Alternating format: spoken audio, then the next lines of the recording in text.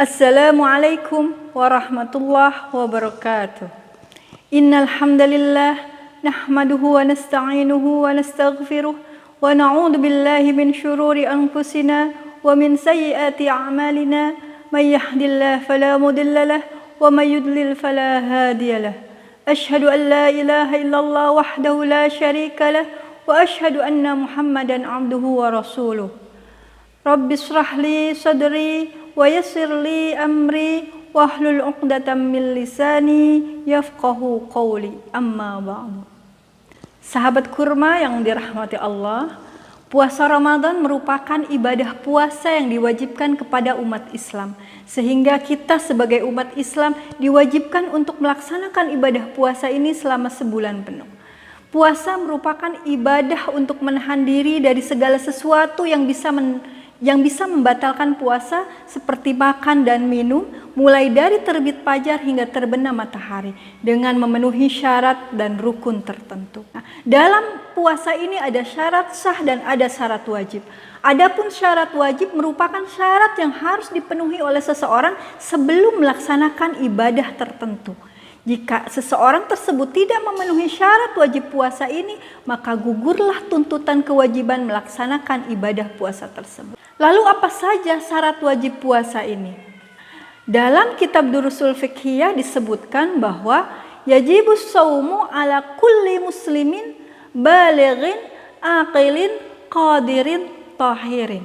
Bahwa diwajibkan melaksanakan ibadah puasa bagi setiap muslim yang baligh, berakal, qadirin yang mampu, dan tahirin yang suci.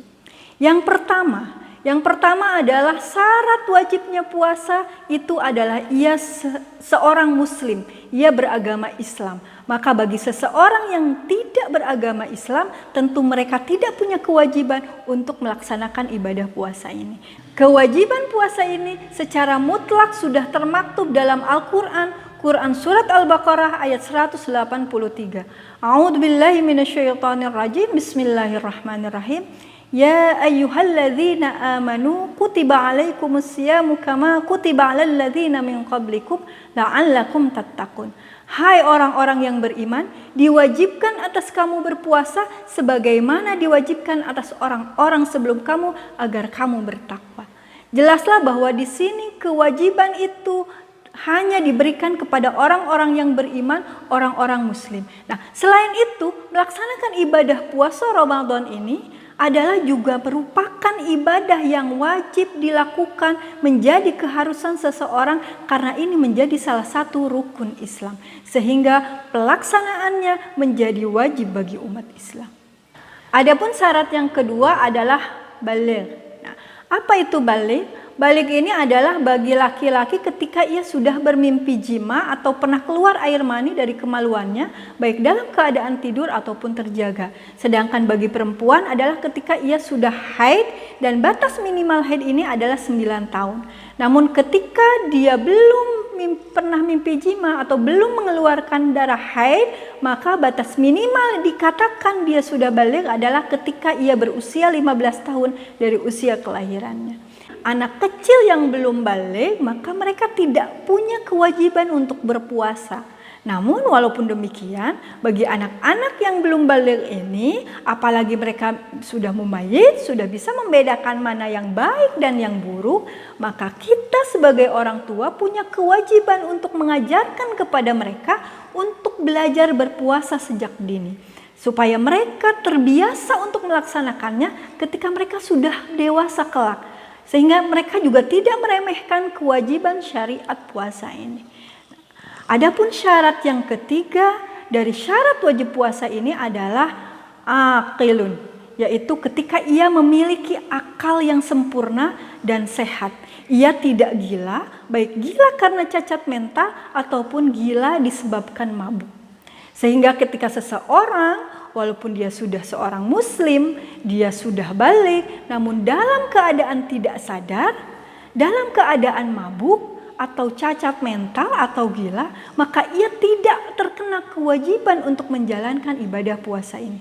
Terkecuali orang-orang yang memang mabuk dengan sengaja, maka ia selain berdosa karena sengaja tidak berpuasa, ia juga diwajibkan mengqada atau mengganti puasanya di hari lain di luar Ramadan.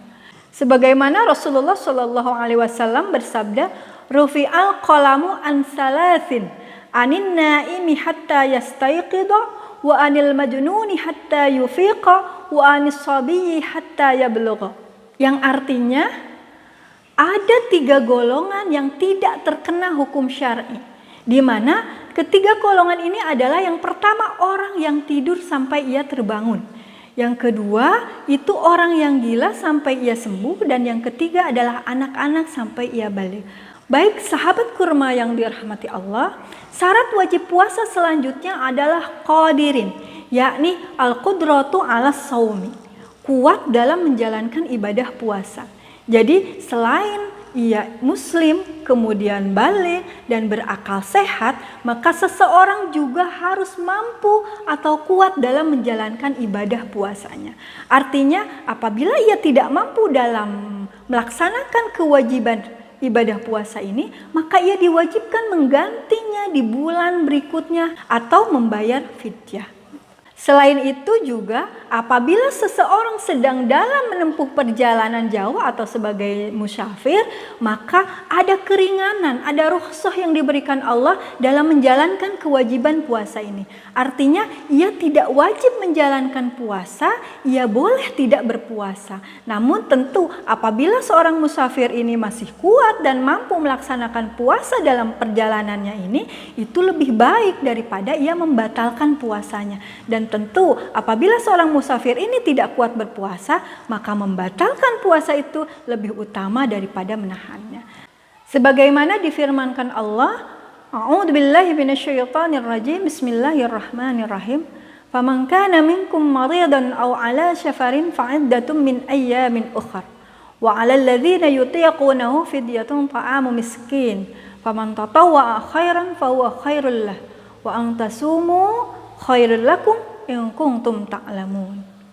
Artinya bahwa ketika di antara kamu sedang dalam keadaan sakit atau dalam perjalanan, lalu ia tidak mampu berpuasa, maka diwajibkan bagi mereka untuk mengqada puasa tersebut sebanyak hari yang ia tinggalkan pada hari-hari yang lain. Maka tentu bagi orang-orang yang masih merasa keberatan untuk menjalankannya, maka ia wajib membayar fidyah. Membayar fidyah yaitu memberi makan seorang miskin. Tetapi tentunya barang siapa yang dengan kerelaan hati, dengan kemampuannya, dengan keikhlasannya untuk tetap mengerjakan kebaikan, maka tentu itu lebih baik baginya melaksanakan puasa atau tidak melaksanakan puasa sesuai dengan kemampuannya. Karena syarat bagi orang yang wajib berpuasa ini adalah kemampuan untuk melaksanakannya. Dan syarat yang terakhir dari syarat wajib puasa ini adalah tahirin, yakni suci dari haid dan nifas. Tentu syarat yang kelima ini adalah syarat yang dikhususkan kepada para perempuan. Maka bagi perempuan yang sedang dalam keadaan haid atau nifas, maka mereka tidak diwajibkan untuk melaksanakan ibadah puasa ini. Semoga kita senantiasa sehat dan mampu menjalankan ibadah puasa secara sempurna. Wallahu yarhamuna birrahmah, wallahul muwafiq ila aqwamit thariq. Wassalamualaikum warahmatullahi wabarakatuh.